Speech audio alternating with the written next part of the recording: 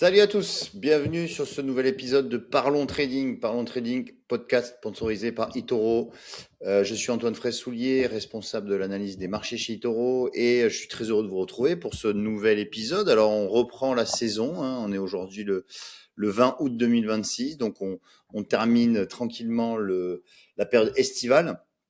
Période estivale qui s'est passée relativement calmement sur les marchés en général, même si là depuis plusieurs heures, plusieurs jours, eh bien on a une certaine volatilité qui revient, notamment avec des annonces faites par le gouvernement américain. Alors je vais revenir par la suite, mais aujourd'hui donc pour cet épisode, eh bien je vais parler d'une crypto-monnaie. Parce que les crypto-monnaies, alors que c'était le calme plat depuis plusieurs mois même, eh bien on a un signal qui vient d'être donné sur les plus grosses, Bitcoin, Ethereum. Alors aujourd'hui, je vais parler d'Ethereum parce que Bitcoin, j'en avais parlé il y a 2 mois. Le signal acheteur vient d'être donné. Et sur donc Ethereum, c'est là où c'est intéressant aussi, justement. Eh bien, signal acheteur vient d'être donné par le marché. Alors, c'est l'épisode 60 de Parlons Trading. Le disclaimer, je vous laisse le découvrir. Ce sont les clauses de non-responsabilité. Tout ceci pour vous dire que cette présentation n'est pas un conseil en investissement ou encore moins une recommandation d'achat ou de vente d'instruments financiers. Voilà, c'est dit. Alors, l'analyse fondamentale avant de commencer l'analyse technique, eh bien, comme vous le voyez, ça c'est l'historique des liquidations, c'est-à-dire est-ce que des positions courtes, c'est-à-dire short ou long, acheteuses ou court c'est vendeuse, long c'est acheteur, ont été liquidées. Et on peut voir que avec la barre rouge hier 19 août, eh bien un nombre très important de positions courtes, c'est-à-dire positions short, ont été liquidées, c'est-à-dire que il y a eu des rachats de short, ça s'appelle un short squeeze, c'est-à-dire que beaucoup d'investisseurs qui étaient short, c'est-à-dire qui étaient vendeurs, eh bien ont coupé leur position, donc se sont rachetés, et donc ça a créé justement un mouvement haussier assez important. Donc ça, c'est déjà un premier indicateur très important, c'est-à-dire qu'on a beaucoup de vendeurs qui laissent tomber et qui rachètent leur position. Ensuite, on a eu deuxième, alors je vous l'ai pas mis, mais je vous le dis, deuxième indicateur, c'est les flux entrants d'ETF. Les ETF sur Ethereum ont été en flux entrant de manière spectaculaire, 71 millions d'ETF entrants. Ça veut dire qu'on a eu beaucoup, au-delà des positions, des rachats de short, on a eu aussi des positions longues, c'est-à-dire des acheteurs qui sont rentrés dans le marché. Et donc, ça a créé ce mouvement haussier que je vais vous partager tout de suite. Hop, je vais juste donc partager mon graphique avec vous. Attendez, pardon. Hop, voilà, il est là. Hello. Alors, évidemment, on va agrandir ce graphique pour vous montrer. Alors, je vais partir sur toujours sur le long terme. Je pars sur une position weekly, donc en données hebdomadaires.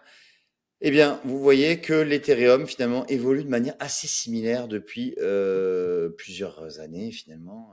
Alors, quand on regarde, premier mouvement de hausse, c'était en 2021. Vous voyez, on est passé de 1000 $ à peu près à 4800 $ en quelques mois. Derrière, grosse chute, puisqu'on passe de 4008 on revient à 1000 finalement, on revient quasiment au niveau initial.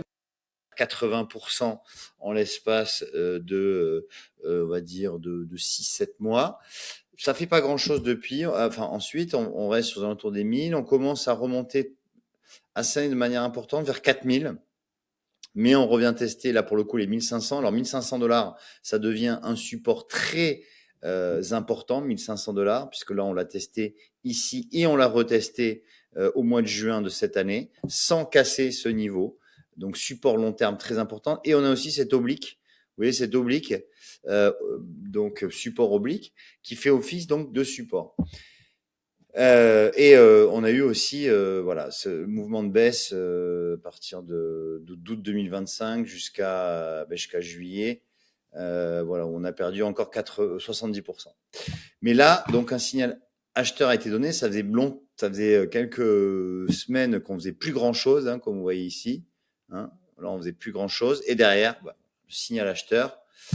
Donc vous allez me dire, mais oui, c'est un peu tard maintenant, hein, puisqu'on vient de prendre quasiment 20% en l'espace de 2 jours. C'est peut-être un peu tard. Non. Pourquoi? Parce que c'est un signal acheteur de long terme. Pour moi, ce signal acheteur, alors c'est évidemment ma conviction, va permettre au cours de l'Ethereum d'atteindre les 2475 dans ses premiers niveaux de résistance, mais surtout 3350, c'est mon prochain niveau. Et en cas de cassure, 4008, voire 4009, ce sont les anciens sommets historiques. Pour moi, c'est le début d'un mouvement qui repart à la hausse de manière structurelle.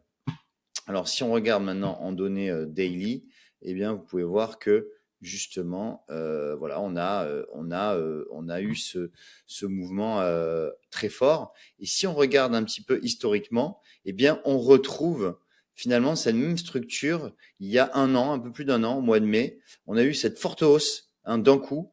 Retour des acheteurs, 20%, 21% de hausse le 8 mai 2025.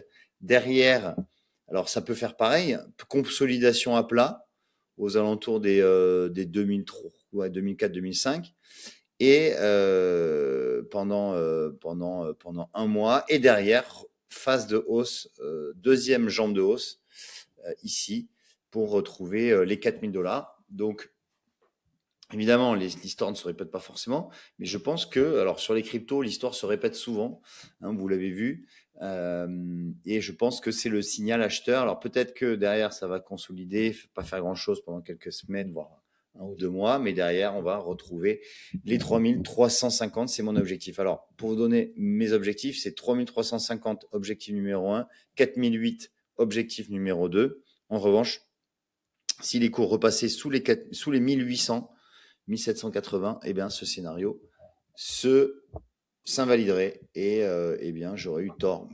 Voilà. Je vous remercie de m'avoir suivi.